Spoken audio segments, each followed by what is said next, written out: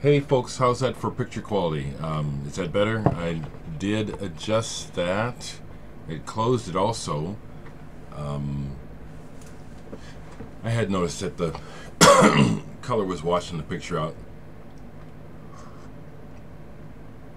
This week has really just flown by. I kept thinking it was I was a day behind. It's Friday. It's been quite a week. I actually have some not new records, but some new records, a couple new records to show you. Hip Stop Records finally sold a copy of Flyover for me, and in the store it was selling for $25, and it finally sold. So when I went down to get the money, he had gotten in some records, and I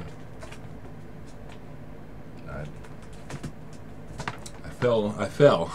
I had to get something. So I bought Paul Humphrey, Super Mellow. That picture still is kind of, I don't know what I can do to make the picture stronger. Seems like it was better in the past. But Paul Humphrey is a drummer who, in the 70s, he was kind of, it seems like he was a session drummer in the 70s. I can't remember what he's played on of note, but when I saw this, I hadn't seen it before, and I like the Blue Thumb label. The Blue Thumb label puts out a lot of bluesy stuff. I don't care for it, but the label is interesting, so I went ahead and got this. I'm going to put this on. This is very good. It's that gut bucket kind of Southern fried funk thing that I don't listen to very much. Really well done.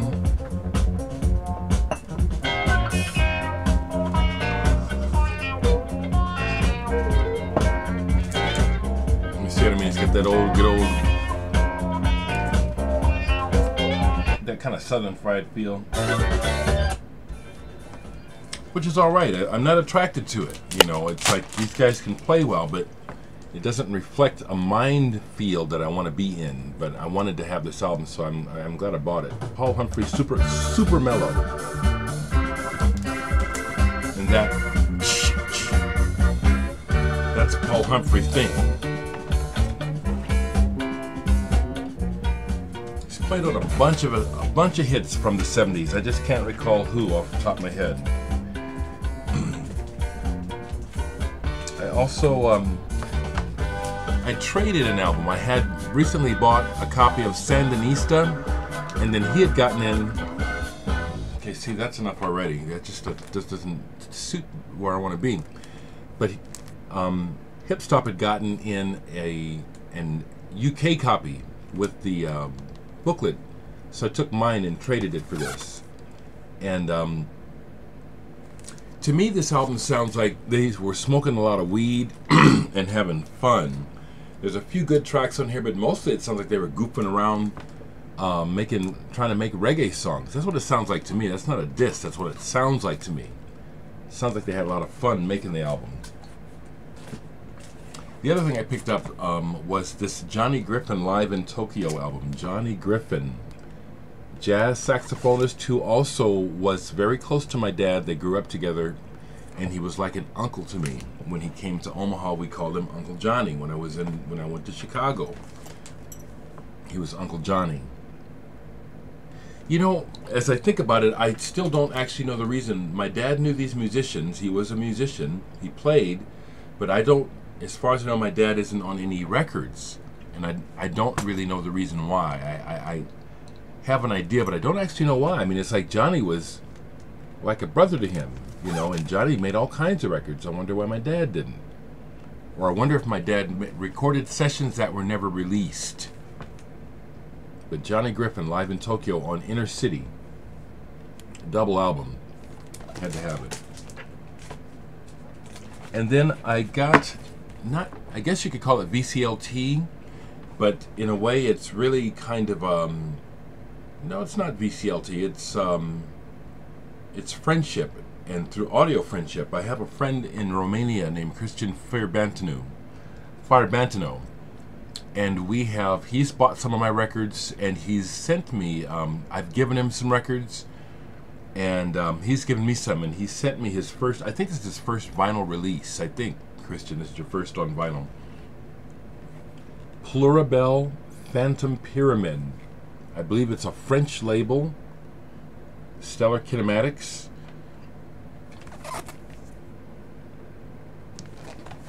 This is a brand new release. This is a strange one, and I like it. It's strange. Now, I have to say that because it's electronic, and it's some of it has kind of what I call a queasy sound. It's like slightly off-center or unsettling a little bit, which I like. But the other thing that I have to say, honestly, is that the vocals, the vocals are a bit for me, you know, right away. I'm not the biggest vocal person in the first place, but what I've noticed about some bands from, I don't know, countries you don't hear from a whole lot, seems like the vocals will be kind of odd, even a little bit either flat or sharp in pitch, which I always notice, and frankly it bothers me. So musically this album is interesting, and I've only played it a little bit. I have a feeling that it'll grow on me. I have to say right away that the vocals, you know, I have a problem with vocals a lot of times. But Pluribel Phantom Pyramid, brand new. Look it up online. I posted this on Facebook vinyl community page too, and people seem to have interest. You know, with that, I wanted to say that, you know, the VC is a really, it's, you know, it's not an organized thing at all. It doesn't belong to any one person, and I like that. The VC continues. It, you know, new people are making videos, old people are making videos, some people are not making videos, and it's all good.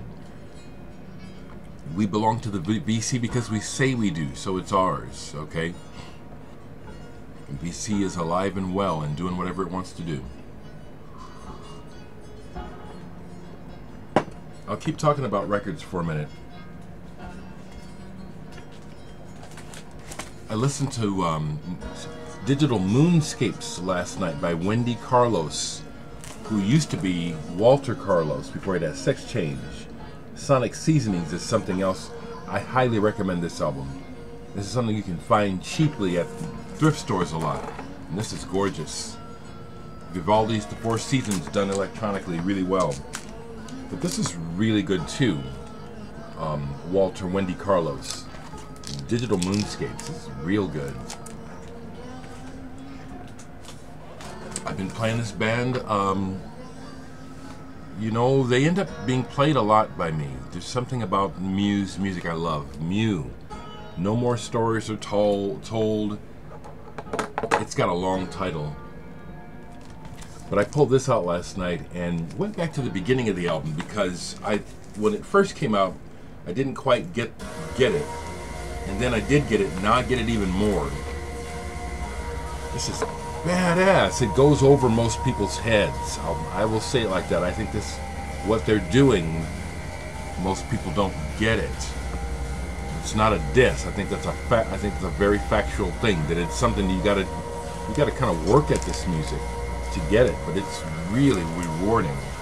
I think they're fantastic, and they have a new album coming out soon. Pulled this. I haven't played it yet. Mingo Lewis.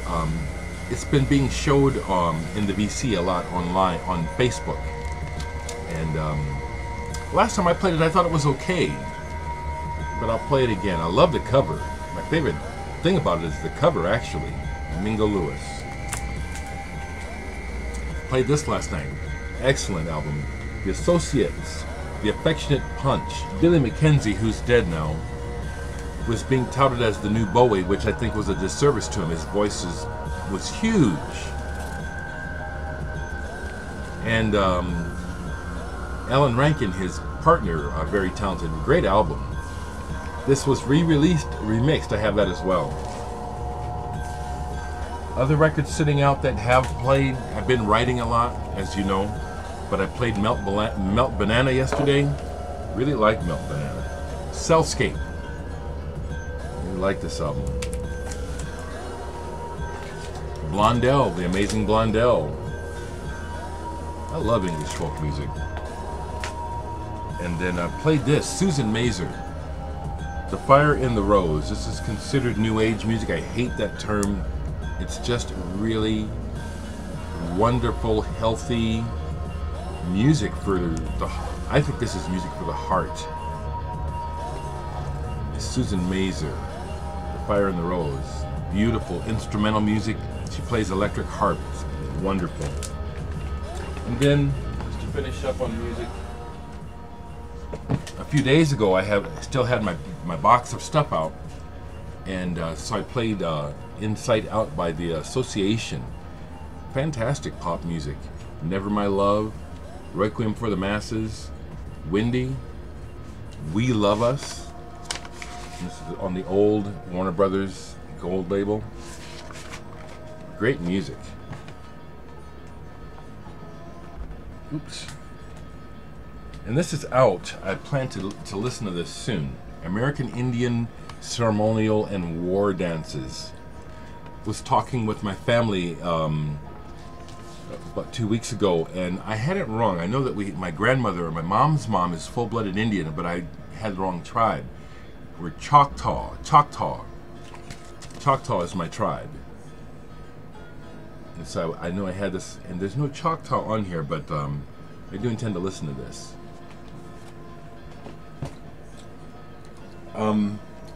In personal music news, I got my first order from someone in Malaysia, which is really exciting to me, you know. Someone in Malaysia bought Flyover and Nice and a couple other things. So it's really encouraging, you know. I'm not able to advertise, so I don't know how folks are finding out about me, you know, except through probably social media or word of mouth. So that's really exciting that someone actually bought my records from Malaysia. So I've sold records all over the world now, everywhere. US, Russia, South America, Mexico, all over Europe, Australia, Africa, India. Yeah, it's pretty cool. I met Jeanette Beckman. She's a music photographer, and she has a recent book out where she has documented hip-hop. You know, she moved to New York in the 80s. She's from England. And this book is amazing. I got to meet her and have dinner with her last night.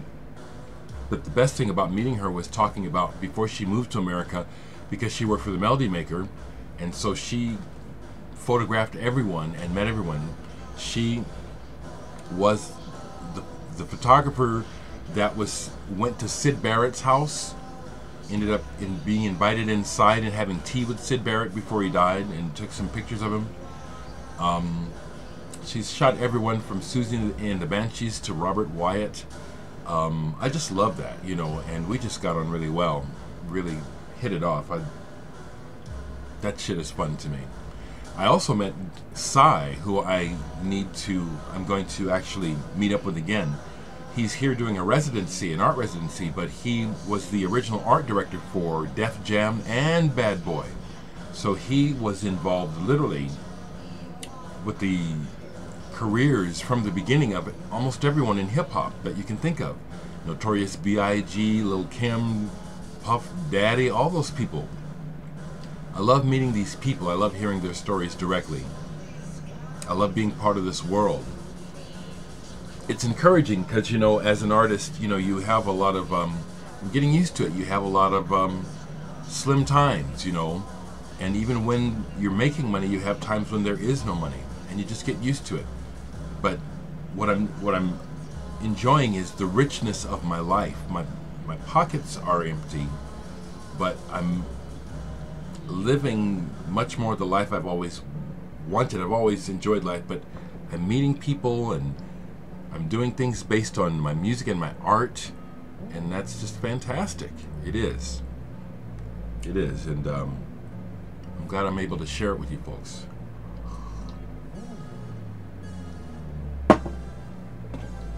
looking at the world in relation to some of the history that I continue to look back at. It's like it's almost like it's pointless to say anything about the barbarism of mankind, because this is just the way we are, and this is how it goes. But I still don't like the fact that we're so cruel, and so focused on the material that we're willing to suspend our hearts and just kill and let blood flow for things that we want. That's the way the world is. So it's sad, the war stuff going on in the world now is absolutely horrendous, unjustifiable. I don't care about all the good things that happened in history. We don't need war now to make good things happen. These wars aren't making good things happen. They're continuing people's conquests. Some people want something, so they're killing to get it. That's all. There ain't nothing good or noble about war. But it's kind of useless to say anything, because might rules the day, and it always has. So thank goodness for some music. Yeah, thank goodness for some music.